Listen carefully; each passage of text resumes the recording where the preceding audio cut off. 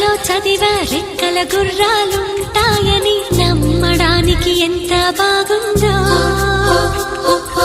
బాలమిత్ర కథలో చదివా పగడపు దీవులు ఉంటాయని నమ్మడానికి